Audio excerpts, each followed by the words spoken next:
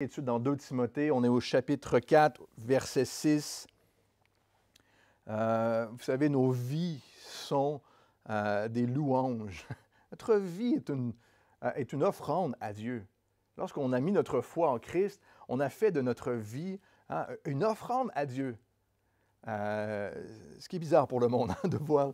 On a l'impression que, voilà, mais il y a vraiment cette idée de sacrifice à l'intérieur, cette idée de louange, cette idée pour nous, les chrétiens, de service, juste de vivre, juste au quotidien. Notre vie devient une offrande à Dieu. Et on veut le faire, évidemment, dans la louange, dans la joie du Seigneur. Dieu fait quelque chose dans nos cœurs. Lorsqu'on met notre foi en Jésus, il fait quelque chose dans nos cœurs que personne d'autre ne peut faire. Et c'est ce qui fait que notre vie devient une offrande, une louange. Et j'espère que vous le croyez ce matin. J'espère que nos vies sont une louange à Dieu. Et c'est ce que Paul dit dans 2 Corinthiens. Aucune idée pourquoi j'étais dans Corinthiens. 2 Timothée, il l'a dit dans Corinthiens aussi, mais 2 Timothée chapitre 4 au verset 6 où il dit « Car pour moi, me voici déjà offert en libation. Et le moment de mon départ approche. J'ai combattu le bon combat, j'ai achevé la course, j'ai gardé la foi. Désormais, la couronne de justice m'est réservée.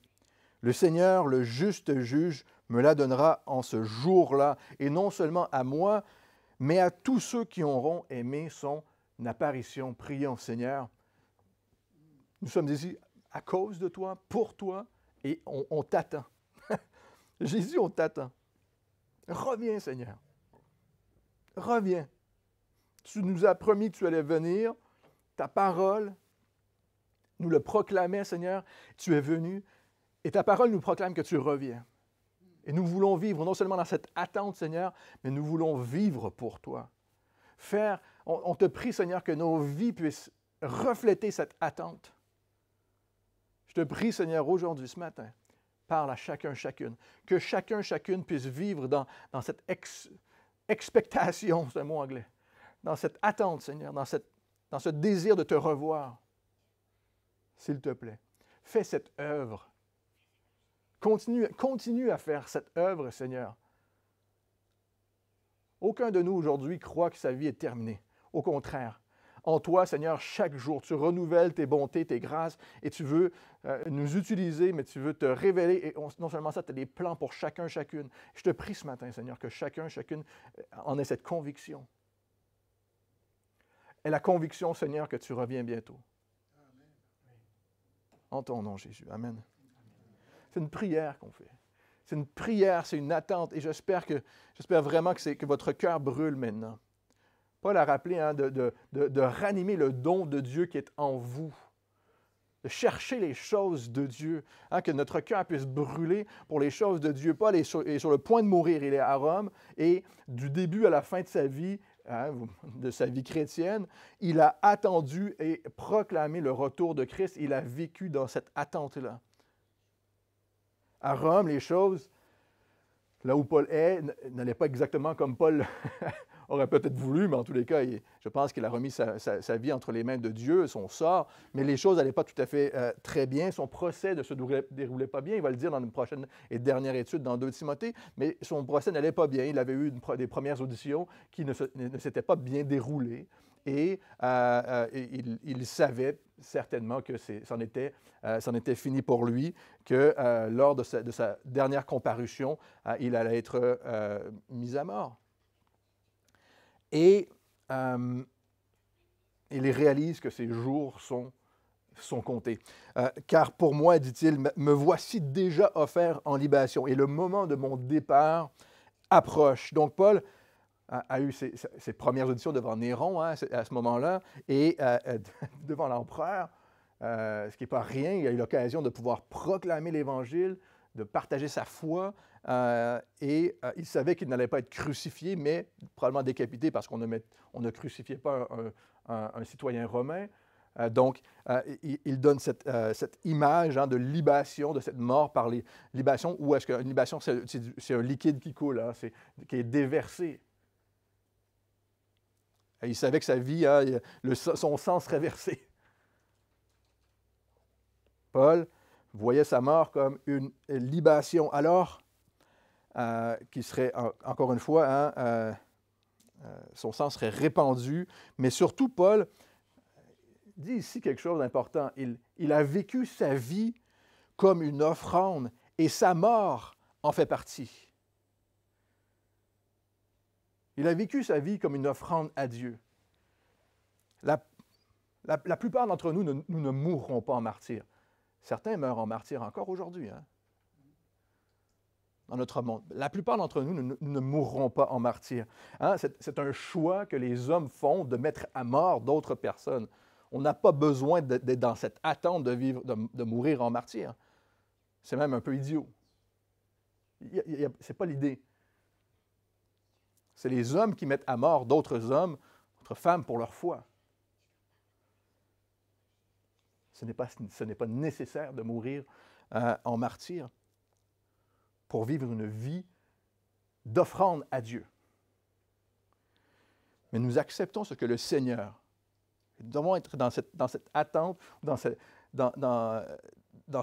attitude d'accepter ce que le Seigneur a pour notre vie, peu importe ce que c'est, en autant que ça puisse lui rendre gloire. J'espère que vous êtes avec moi ce matin. En autant que ce que je fais et la manière que je vais mourir puisse lui rendre gloire. Et Paul comprenait cela. Tournez avec moi dans Romains chapitre 15, verset 16. Romains chapitre 15, verset 16. Paul comprenait que sa vie avait été vécue comme une offrande et que sa mort en faisait partie.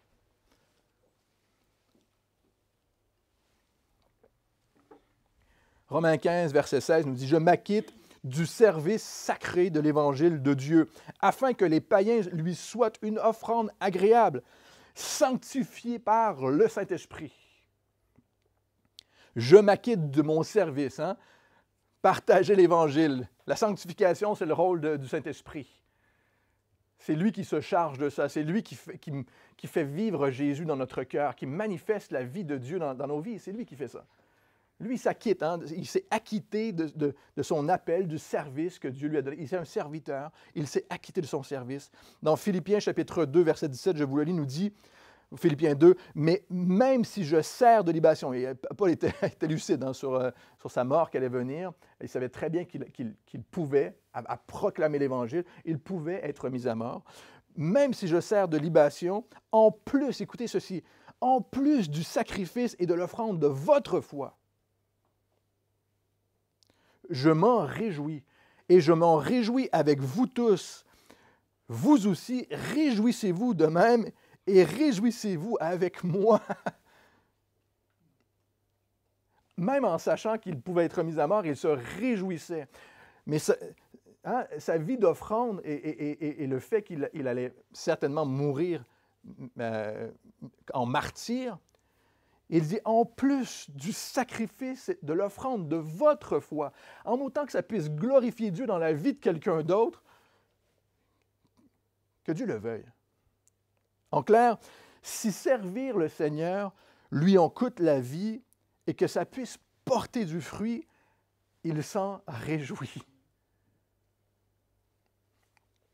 Le moment de mon départ approche. Hein, c'est un euphémisme pour la mort. Mon départ approche. C'est sa mort, il parle évidemment. Mais il en donne un sens joyeux. Le moment de mon départ approche. Un chrétien ne meurt pas, il transitionne. Un chrétien ne meurt pas, il passe à autre chose. Il y avait un pasteur qui disait un chrétien déménage. Ne m'envoyez plus de carte postale à cette adresse, je n'y suis plus.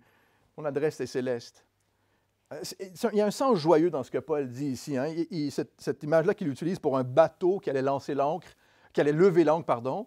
Hein, un bateau qui allait lancer l'ancre qui ne bouge pas. Mais il donne cette image de lever l'ancre et de pouvoir partir. Hein, un bateau qui lève l'ancre pour pouvoir être lâché pour son voyage et atteindre un nouvel horizon. C'était une image qui était aussi utilisée pour un soldat qui allait lever le camp, hein, qui ramassait ses choses et puis qui mettait ça dans son pactage et qui partait. Mais l'image est claire ici, c'est de lever l'ancre. Paul lève l'ancre ici, dans ce dernier écrit, à ce dernier moment, il n'écrira plus rien, il va être mis à mort. Il lève l'ancre. c'est ses au revoir. Il va passer à la vie éternelle. La mort n'aura plus d'emprise sur lui. Lorsque nous mettons notre foi en Jésus et que cette vie-ci est terminée, la mort n'a plus d'emprise sur nous. Nous passons à la vie éternelle, frères et sœurs. Un espoir qui ne se trouve nulle part ailleurs sur cette planète, dans aucune religion, dans aucun message, aucune science, rien. Il n'y a à aucun endroit on nous parle d'un espoir tel que celui-là. Un chrétien ne meurt plus, il transite. Alors que tout homme et femme meurt. Hein? Hébreux chapitre 9, verset 27. Écoutez ceci. Il est réservé aux hommes de mourir une seule fois. Pas deux, pas trois, pas de se réincarner. Après quoi vient le jugement? Il est réservé à tout homme et femme de mourir une seule fois. De même aussi le Christ, qui s'est offert une seule fois pour porter les péchés d'un grand nombre, apparaîtra une seconde fois, sans qu'il soit question du péché, pour ceux qui l'attendent en vue du salut. Attendez-vous Jésus-Christ pour pouvoir obtenir l'héritage, le cadeau promis de la vie éternelle. J'espère que vous l'attendez patiemment. J'espère que ça brûle dans votre cœur ce matin. Jésus te dit, hein, la planète peut te dire plein de choses. Moi, je vous conseille d'écouter Jésus. Moi, j'ai décidé d'écouter Jésus, ce que lui me dit. Jésus te dit qu'on ne meurt qu'une seule fois. Paul dit que sa vie sera soulevée, hissée, élevée. L'encre est tirée hein, du bas vers le haut. Ce qui termine à une action qui est terminée. Ce sera terminé ici-bas. J'espère que cette pensée ce matin nous amène à faire le point sur notre propre vie. Sur notre propre vie. Et c'est le bon moment, c'est une bonne occasion de réfléchir sur sa propre vie et sur la mort. Si le jour de notre fin arrivait, et c'est une certitude, on va tous mourir, frères et sœurs, ça va finir un jour. C'est une certitude, ce jour va arriver. Quelle serait votre dernière pensée, votre dernier écrit?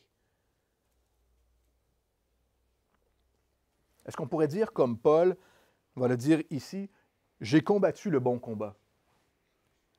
J'ai achevé la course. J'ai gardé la foi. » Hein, on sépare généralement nos journées en trois. Hein? 8 heures de travail, 8 heures de repos et 8 heures de divertissement. Logiquement, c'est comme ça qu'on voudrait faire les choses. 8 heures de travail, 8 heures de repos, 8 heures de... Je vois des sourires s'élever dans cette salle ce matin. Certains travaillent 12 heures, d'autres travaillent 6 heures. Certains ne se divertissent pas, certains ne se reposent peut-être pas. On voudrait hein, être équilibré dans notre marche, dans notre vie. Paul avait fait une chose, il avait dédié tous les aspects de sa vie au Seigneur, chaque aspect de sa vie. Il a combattu le bon combat, achevé la course, gardé la foi. Hein? D'où c'est des métaphores pour le travail, pour le sport, pour la piété. Non seulement sur la longueur, mais aussi dans sa teneur. Hein? On peut dire, je suis chrétien depuis très longtemps, mais de quoi est composée ta vie? De quoi votre vie est-elle composée? 99% de divertissement et 1% de Jésus. N'est-ce pas? Paul dit, j'ai combattu le bon combat. J'ai donné tout ce que j'avais. J'en ai fait ma priorité. Paul ne dit pas, j'ai gagné le combat. Il dit, j'ai combattu le bon combat. J'ai combattu. J'ai pris des coups. J'ai perdu des joutes. On va tous en perdre. Mais j'ai continué. Surtout, évidemment, il n'a pas cherché à combattre des combats idiots, là, stupides, des choses stupides. Ne perdez pas de temps. Et il nous l'a rappelé assez souvent dans les 2 lettres à Timothée. Ne perdez pas de temps avec ces combats idiots, ces choses qui ne valent pas la peine, les choses pour lesquelles on n'a pas besoin de perdre de temps avec ces choses-là. J'ai combattu le bon combat. Quelle est la cause qui vous tient le plus à cœur sur cette planète? L'environnement? La cause animale, ce sont des bonnes choses, hein? Mais qu'est-ce qui vous tient le plus à cœur? La cause de l'Évangile? Vous savez, le combat n'est pas juste de vivre et un jour enfin mourir. Ah, il était temps que la mort arrive parce que j'en avais un peu marre. C'est pas ça le combat, hein? C'est pas juste de dire ouais, c'était compliqué, puis il est temps que ça finisse. Ce n'est pas ça le combat. Ce n'est pas juste de dire j'ai vécu et maintenant je meurs. On s'engage pour l'Évangile. On veut vraiment, réellement s'engager pour Dieu. La cause est, et cette cause est que l'Évangile de Dieu gagne du terrain. Gagne du terrain dans la vie des gens et que Dieu puisse en être glorifié. J'espère que vous le croyez ce matin. Cette cause-là, que l'Évangile de Jésus puisse gagner du terrain et que les gens puissent être sauvés, avoir cet espoir de la vie éternelle. Paul dit, j'ai achevé la course. J'ai suivi fidèlement la course que le Seigneur a mis devant moi. À plusieurs endroits, il en parle de cette course. Dans Actes chapitre 20 aussi, on a déjà vu ce texte, mais il parle de cette course. Il dit, le Seigneur avait une course pour moi et je l'ai achevée. Encore une fois, il ne dit pas, je l'ai gagné la course. Hein. Il n'est pas en compétition avec personne. J'ai fait ce que Dieu m'a demandé de faire. Le Seigneur a une course pour chacun et chacune d'entre nous aujourd'hui. Actes chapitre 20, verset 24. On a déjà lu ce texte il y a un moment, mais « Je ne fais aucun cas de ma vie, Paul a dit, comme si elle m'était précieuse, pourvu que j'accomplisse avec joie ma course, la mienne, ce que Dieu a mis devant moi, et le ministère que j'ai reçu du Seigneur Jésus, rendre témoignage à la bonne nouvelle de la grâce de Dieu. »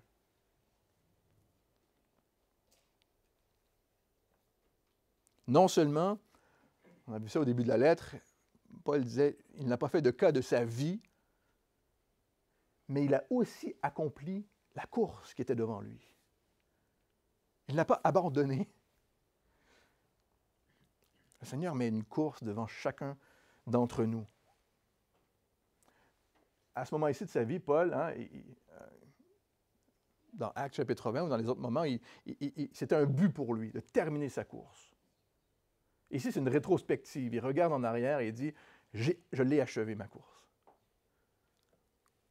Philippiens chapitre 3, verset 12 nous dit la même chose. Ce n'est pas que j'ai remporté le prix ou que j'ai atteint déjà la perfection, mais je poursuis ma course afin de le saisir, Jésus. Puisque moi aussi j'ai été saisi par le Christ Jésus. Pour moi-même, je n'estime pas encore avoir saisi le prix, mais je fais une chose, oubliant ce qui est en arrière et tendant vers ce qui est en avant, je cours vers le but pour obtenir le prix de la vocation céleste de Dieu en Christ Jésus. Ma course, qu'est-ce que Dieu met devant vous? Devant chacun d'entre vous. J'ai gardé la foi. Hein, Paul a dit, j'ai continué à croire, j'ai gardé la foi, j'ai continué à croire, à faire confiance à Dieu. Hein, je poursuis ma course afin de le saisir, Paul vient de dire. Hein? Puisque moi aussi j'ai été saisi par le Christ Jésus. J'ai gardé la foi, mais la foi m'a gardé. Et c'est le but, hein, de garder le bon dépôt de la foi, mais toujours par l'œuvre du Saint-Esprit, par la force de Dieu en nous. Rien de tout ça, rien de ce que Paul parle ici, combattre, courir, achever, garder la foi, rien de tout ça n'est possible sans la force de Dieu dans notre vie. J'espère que vous le croyez ce matin. Rien de tout ça n'est possible. Sinon, ça devient une compétition. Sinon, ça devient au sujet de moi. Sinon, ça devient au sujet de ce que moi je fais. Tout ça n'est pas possible sans la force du Seigneur. 2 Timothée, chapitre 1, verset 14, nous a dit, au début de la lettre, « Retiens dans la foi et dans l'amour qui est en Christ Jésus. » La source, elle est là. Le modèle des saintes paroles que tu as reçues de moi, l'Ancien Testament et le Nouveau Testament. Garde le bon dépôt par le Saint-Esprit qui habite en nous. Combattre, courir et garder est impossible. Nous devons toujours nous reposer sur le Saint-Esprit et la parole de Dieu. Malgré les souffrances, malgré le combat, malgré les exigences de cette course, malgré. Hein, ce n'est pas j'ai la foi, mais sans les souffrances, sans le service. J'ai combattu, j'ai couru, j'ai gardé littéralement intact. Hein, j'ai été gardien de ce qui m'a été. J'étais un intendant de ce qui ne m'appartenait pas. La foi, l'Évangile. J'ai gardé la parole telle qu'elle est, telle qu'elle m'a été donnée, présentée. L'Évangile, tel qu'il a été confié à Paul, je ne l'ai ni remplacé, ni mis de côté, ni abandonné, ni transformé. Je n'ai pas fait de compromis dans la foi face au danger. Je n'ai pas fait de compromis face aux accusations. Je n'ai pas fait de compromis face aux tentations, aux difficultés. Et j'ai tout fait pour le faire connaître, pour glorifier Dieu. Hein? J'ai persévéré dans la foi. C'est ce que Paul, c'est la rétrospective de la vie de Paul. Ça a été son but et ça en est sa rétrospective. J'ai persévéré dans la foi, je la garde telle qu'elle. Telle qu'elle. Quelle est cette foi? Quelle est les saintes Écritures? Elle est la parole de Dieu. On l'a vu dans notre dernière étude. Je l'ai gardée pour ce qu'elle est. C'est ce que Paul rappelait. Hein? Vous la gardez pour ce qu'elle est, la parole de Dieu. Dieu vous parle. Je l'ai gardée telle qu'elle. Je me suis rappelé constamment que Dieu me parle. Au travers des saintes Écritures. Elle est puissante, on se souvient, cette parole, elle est puissante pour nous sauver. Elle est puissante pour nous sanctifier. Ce qui était le travail, évidemment, d'un apôtre, et par extension de tout prédicateur, enseignant, mais tous ceux qui annoncent la parole de Dieu, de la garder telle qu'elle, de présenter la parole de Dieu. Paul continue, 2 Timothée 4, verset 8, « Désormais, la couronne de justice m'est réservée. Le Seigneur, le juste juge, me la donnera en ce jour-là, et non seulement à moi, mais à tous ceux qui auront aimé son apparition. » Paul sait qu'il recevra le prix, hein, la couronne de justice, en quelque sorte le salaire de sa fidélité, qui est créé en lui par l'Évangile de Dieu. Cette fidélité-là, elle est créée en lui. Jésus a dit à l'église de Smyrne, dans Apocalypse, le Seigneur dit, « Sois fidèle jusqu'à la mort, et je te donnerai aussi la couronne de vie. » Apocalypse chapitre 2. « Sois fidèle jusqu'à la mort. » Au ciel, il y aura, selon la parole, toutes sortes de couronnes qui nous sera données. Non seulement à moi, mais à tous ceux, Paul a dit. Hein? Et ici, le Seigneur, notre juste juge, donnera cette couronne de justice, non seulement à Paul, à tous ceux qui auront aimé son apparition. Frères et sœurs, l'objet de notre foi est Jésus. Et notre motivation, c'est son apparition. J'espère que c'est un message d'encouragement et est simple et clair pour vous ce matin. L'objet de notre foi, c'est Jésus et notre motivation, c'est son apparition. L'objet de notre foi ne sont pas nos œuvres et ni notre motivation, notre récompense. Ah, je suis motivé parce que je vais recevoir une couronne. Non, c'est motivé parce que Jésus revient. Notre motivation n'est pas une récompense. Nous avons tout en Christ. La motivation de savoir que Jésus revient nous mène, nous pousse à le servir. 2 Corinthiens chapitre 5, verset 15 nous dit, nous rappelle que nous sommes poussés, c'est par amour que nous sommes poussés à servir Christ. C'est par amour. Nous sommes poussés parce que nous l'aimons, nous l'attendons.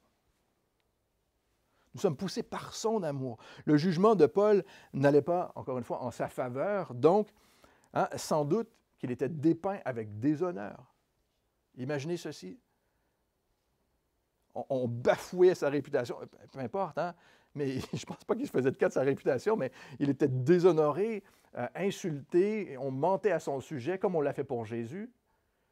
Son jugement n'allait pas en sa faveur. Mais la manière qu'on devait le dépeindre, ça devait être un déshonneur. Mais il rappelle que notre justification est en Christ et notre espérance est en lui, frères et sœurs, et non dans ce monde. Notre identité, notre récompense est en lui. C'est de le revoir. C'est ce que lui pense de moi. C'est l'amour que lui il a envers moi. Que moi j'ai envers lui. On peut être pauvre dans cette vie, on peut être délaissé, on peut être déshonoré dans ce monde, tout en gardant la foi. Tout en gardant la foi. Et vous savez que vous êtes enfant de Dieu et qu'il vous révélera comme son trésor. Saviez-vous que vous êtes le trésor de Dieu? Vous êtes non seulement précieux, vous êtes son trésor. Qu'il sait racheter. Jésus a racheté nos vies au prix de son sang, au prix de sa vie. Il n'y a pas de plus grand sacrifice, n'est-ce pas, que le sacrifice de Jésus à la croix pour vos vies. Vous êtes son trésor. Comme l'histoire du fils prodigue qui revient à la maison. Tout comme l'histoire du fils prodigue qui revient à la maison, qui est revenu vers son père, qui a été reçu dans la maison, avec un vêtement neuf, avec une bague au doigt. Il a pris part à tout ce qui appartenait à son père. Jésus nous recevra dans son royaume. C'est une certitude. Dans sa maison, il nous donnera un vêtement nouveau. Une bague au doigt, une couronne. Pour ceux qui aiment les bijoux. Moi, je n'aime pas les bijoux, mais ce n'est pas grave. Je vais faire ce que Dieu me dit de faire. Je n'aime pas les montres. Je n'aime pas avoir des trucs. Je n'aime pas cette idée d'avoir quelque chose. Mais d'être en Christ, avec lui, présent, dans sa présence. Lavé complètement. C'est terminé. Il n'y aura plus de mort. Il n'y aura plus de souffrance. Il n'y aura plus de choses, mais terribles, dégoûtantes qui se produisent sur cette planète. On ne veut pas se voiler la face, frères et sœurs. On ne veut pas vivre dans une bulle. Nous savons que notre Sauveur revient et il va mettre un terme à tout ça. Notre justification ne repose pas sur nos œuvres, mais l'œuvre de Jésus à la croix, dans sa grâce. La couronne est donnée à tous ceux qui ont bossé durement. Non. Qui ont gagné le combat. Non. Qui ont couru plus vite que tout le monde. Non. La couronne est donnée à tous ceux qui ont aimé son apparition, qui avaient ce désir ardent de revoir Jésus. La couronne est donnée. 1 Jean chapitre 2, verset 28, je vous le lis. 1 Jean 2, 28. Et maintenant, petits enfants, demeurez en lui, afin qu'au moment où il sera manifesté, nous ayons de l'assurance, et qu'à son avènement, nous n'ayons pas honte devant lui. Si vous savez qu'il est juste, reconnaissez que quiconque pratique la justice est né de lui. Hébreux chapitre 9, verset 28, écoutez ceci. De même aussi le Christ qui s'est offert une seule fois pour porter les péchés d'un grand nombre, on l'a lu tout à l'heure, apparaîtra une seconde fois, sans qu'il soit question du péché. Ce sera terminé pour ceux qui l'attendent. Que devons-nous faire? Demeurer en lui. Demeurer maintenant en Christ. Paul a dit, prêche la parole à Timothée, hein, annonce l'Évangile et fixe ton cœur sur le retour de Jésus. Fixe ton cœur sur lui. Que ce soit le focus, ton attente. Et c'est ce que Paul dit avoir fait. Il a gardé pendant 30 ans, du début à la fin, il a aimé, attendu l'apparition de Jésus. Sa seconde venue ou l'enlèvement, être hissé vers le haut, hein, il a attendu. Paul a cru, annoncé et aimé l'apparition de Jésus. Il l'a cru, il l'a annoncé et il a attendu l'apparition de Jésus. Dans cette lettre, il nous a été dit d'attendre l'apparition, d'espérer dans son apparition. Et ici, d'aimer par-dessus tout, frères et sœurs, par-dessus tout, d'aimer son apparition, son retour. Non seulement on croit, mais on aime. Non seulement on croit, mais on aime. On vit dans l'expectative, dans la joie. C'est ça, hein? Une vie d'offrande, de louange, de pouvoir dire un jour, ma vie sera en libation, donnée à Christ, déversée pour lui, de vivre dans cette idée-là et de mourir dans cette idée-là, cette louange, cette joie qui est amenée, que l'on peut vivre seulement dans l'attente de Christ. Seulement.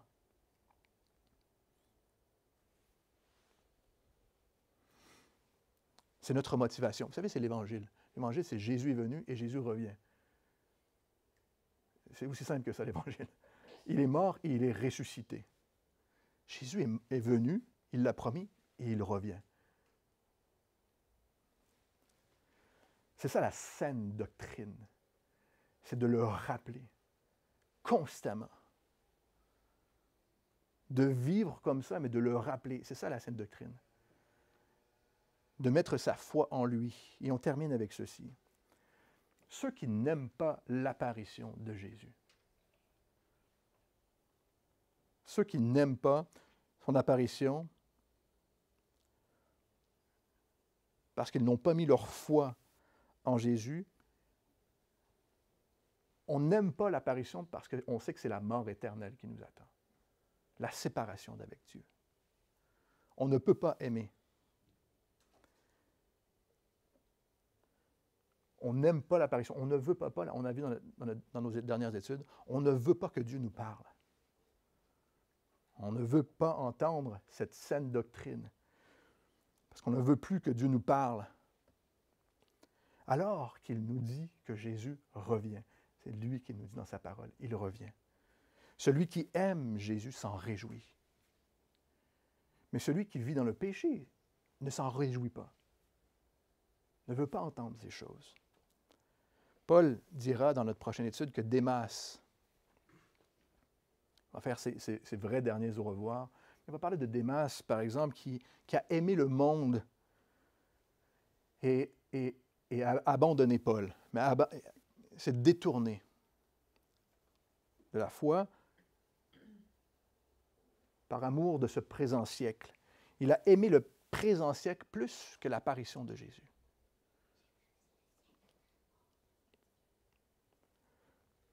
Mon désir est de bien terminer, d'achever la course, frères et sœurs. Mon désir pour chacune d'entre vous est que vous puissiez combattre le bon combat, achever la course que le Seigneur a mis devant vous, en gardant la foi. Car c'est en elle, c'est dans cette foi qu'on trouve cette force de continuer. Dans la promesse de Dieu, qu'il revient me chercher bientôt, que je suis motivé pour continuer. J'espère que vous êtes avec moi ce matin. Mais c'est aussi la foi en Jésus qui nous permet de le faire avec joie et avec louange, de vivre notre vie comme une offrande à Dieu. C'est dans la foi en Christ. De garder nos yeux fixés sur Jésus. Il est venu et il revient, frères et sœurs. Aimer son apparition afin... Hein? On doit aimer son apparition afin de recevoir la couronne, afin de pouvoir recevoir cette couronne.